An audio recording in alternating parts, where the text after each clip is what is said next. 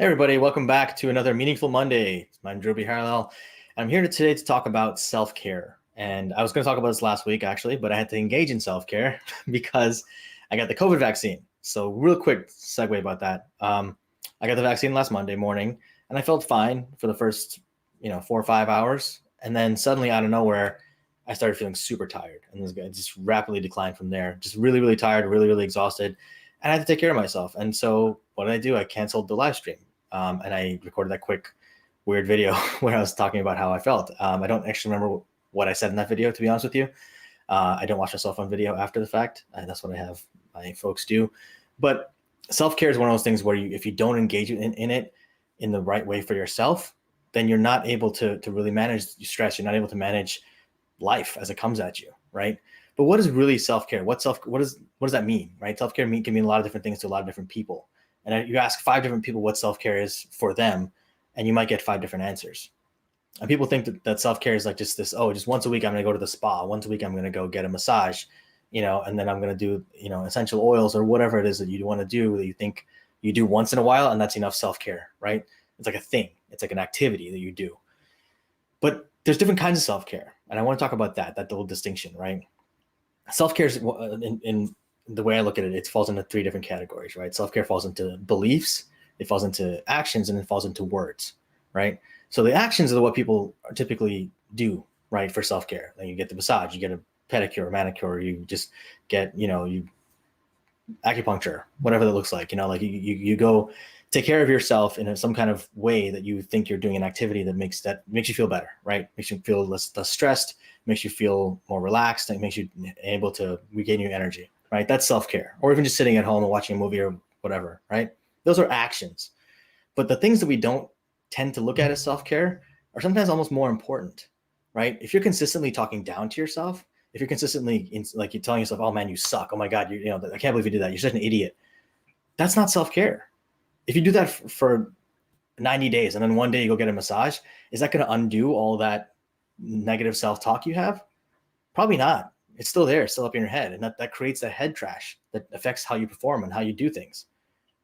So as you're talking to yourself, think about the speech you make for yourself, right? The conversations you have with yourself, which are some of the most important conversations you ever have, right? With yourself, those are the most important conversations you're ever going to have, because we listen to our voices differently than we listen to other people's voices. If we say something, it's more powerful to our brains and to our subconscious than when someone else says something, right?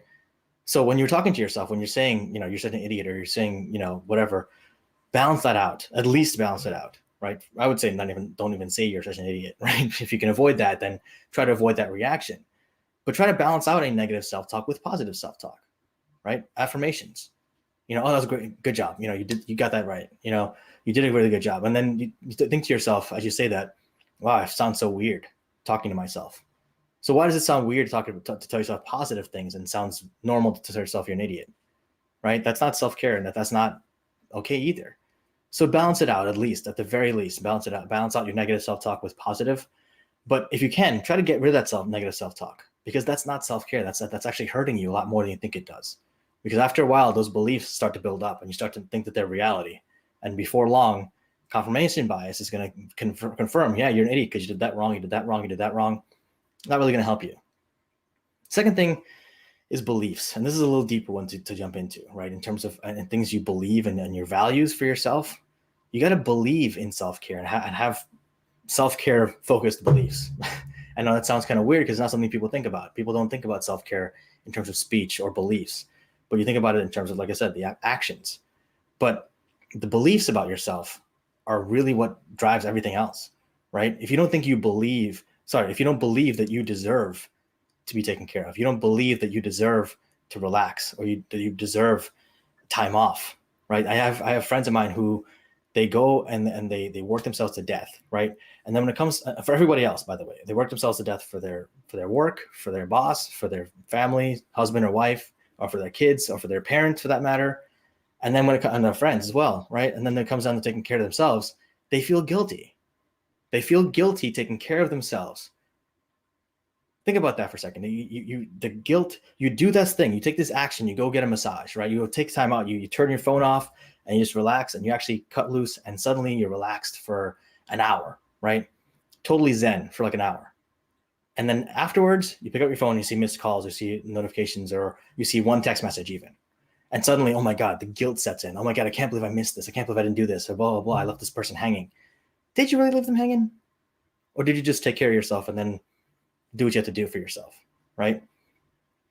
I mean, as we're talking about this, as I'm talking about this, please feel free to post in the comments section below. Let me know how you guys engage in self-care. But how many people, also let me know if you feel, if this resonates with you, if you feel guilty engaging in self-care. When you go take time off to unplug or to turn your phone off or to go to get a massage or go do whatever it is that you do to take care of yourself, if you feel guilty about taking that time for yourself, just comment in the chat below. Because a lot of people fall into that category. A lot of people guilt themselves into not engaging in self-care. And that goes back to the beliefs thing, right? If you don't believe you're worthy of taking care of yourself, you don't believe that you're worth taking time for you versus someone else, that's an uphill battle you're dealing with anyway. Because then all the self-care you just did, all the relaxation you did for that hour, getting that massage or doing whatever it was you were doing for yourself, that's all undone now. All of that doesn't matter anymore because all that guilt brings all that stress right back and you feel it again. So as you're thinking about self-care for yourself, don't just do self-care as an action thing. That's the surface level. That's very superficial. That's like, you're going to treat the cough and forget about the underlying disease underneath that. Deal with the actual issue, which is the beliefs, right? And the speech actually goes back and actually affirms that belief. It reaffirms whatever it is for you. And so if you create that belief for yourself that you are worthy, that you're able to be okay engaging in self-care, that everyone's going to be okay, and because they do it for themselves. First of all, they're not going to call you like, hey, I'm shutting the phone off just in case you call. They might, but either way, they're still engaging themselves, right? They're still doing self-care for themselves. So do self-care for yourself as well, not just in action, but in your thoughts and beliefs and in your words for yourself. When no one else is around to talk to you, when you talk to yourself, when you give yourself that honest feedback about things, what you perceive as honest, don't just say, oh, you're an idiot, I can't believe you did that. Oh my God, I can't believe you. Of course you did this. You always screw up. You always do this to yourself. Highlight the good things too. Sometimes you do good things that are really good, but you don't get the praise, right? You don't praise yourself for those things. You don't believe that you're worthy to take the time off. You feel guilty about taking that time off. Try to undo all that stuff. Take some time to really sit down and understand for yourself why you feel guilty about these things. Why do you put yourself through that? And why not take more time for yourself to engage in self-care and to take care of you? Because if you don't take care of yourself, you can't expect anyone else to take care of you for you, right? And exactly, there you go. Hey, S, thanks for tuning in. 100%. Be kind to yourself. I like that. That's simple. Yeah, just be kind to yourself in your thoughts, in your words, and in your actions, right? Be kinder to yourself. That's self-care. Being kind is self-care. Self-care is not some like crazy fancy thing in the world. It's just as simple as that. What Shelley said. Take care of yourself. Be kind to yourself, right? Be kind in your words, be kind in your beliefs, and be kind in your actions to yourself. Because if you don't do it, if you don't believe you're worth it, then no one else is going to believe it for you, right? No one can force you to engage in self-care. No one's going to be like, okay, go sit down and then you better get that massage and you better enjoy it and you better relax, right? It's like pressure to relax. That doesn't really work very well. So think about, and the other thing is this, I would say, self-care doesn't look a certain way in terms of the actions or the beliefs or that kind of stuff, right? You don't have to do a massage. You don't have to get, your toenails painted or whatever you do for self-care. Every person, self-care can be something different, right? Playing video games can be self-care for you. If it helps you unplug, it helps you relax, that can be self-care. Taking a walk with your dog can be self-care, right? Playing a sport can be self-care. Everyone regains their energy in certain ways. And also depending if you're introvert or an extrovert, you can get your energy back in different ways. And those things are self-care. For an introvert, being at home, reading a book or just relaxing, just sitting, having silent time can be self-care. For an extrovert, going out, meeting people, having fun with their friends, that can be self-care too. It doesn't have to look a certain way. It doesn't have to be any particular actions or particular thing that you have to do to call it self-care. As long as you are relaxing and feeling more confident, feeling more comfortable with yourself and more relaxed and getting rid of the stress of the day, of the week, of however long, that's self-care. For me, self-care, I have a bunch of things I do for self-care, right? I mean, hanging with my dog, watching movies. I love movies. So movies and TV, self-care, right? Writing for me is cathartic, so self-care there as well. Photography, I love that as well. So another self-care thing. You know, it can be your passions, it can be whatever. It doesn't have to, again, it doesn't have to be a certain thing. It doesn't have to be a certain way. Everyone defines self-care differently. So don't also judge anyone else's what they do for self-care, because that's how they regain their energy. That's how they get and feel relaxed. So look at that for yourself and understand, what does it mean for you to take care of yourself? What does it mean to recharge and get your energy back? And what does it mean to be kind to yourself, like Shelly said? Start with that, right? Start with being kind to yourself and then go from there. The other thing I would say is as you're taking care of others, and a lot of people in my network that I know of love taking care of others. They really, that's one of their values, is taking care of other people. In order to do that effectively, I think I said this earlier, in order to do that effectively, you have to take care of yourself, because you can't take care of anyone else if you don't take care of yourself.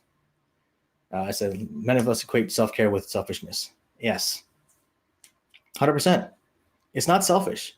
Actually, it is selfish, but selfish is not a bad thing, right? Selfish, that word selfish has a bad connotation, especially. So for those of you who don't know, S is my cousin, Shelly's my cousin. We grew up together. And when we're growing up, being selfish was a bad thing. Calling someone selfish is a bad thing. So we understand that word to be bad, but it's not bad by in and of itself. Taken to the extreme, it's bad. If you're selfish at the cost of something else, if you put yourself first and turn someone, make someone else feel like crap, that's selfishness to the extreme, to the bad thing, right? There you go. All right. Being selfish is really selfless. I'm the number one priority. Yeah, exactly. No, you said it right, Alex. If you're not the number one priority to yourself, then who's going to make you number one priority? You can't depend on anyone else to make you number one priority. So if you prioritize everyone else, who prioritizes you? Right? You can't do that. You can't actually affect change consistently if you're not taking care of yourself. But selfishness, that's not, you're not being selfish with engaging in self-care. Right? That's not something that's a belief that it's a polarity thing, right? Where's selflessness? Where's taking care of other people, and where's being and having self-care, right? What does it mean to be selfish versus selfless versus engaging in self-care? What's that continuum look like?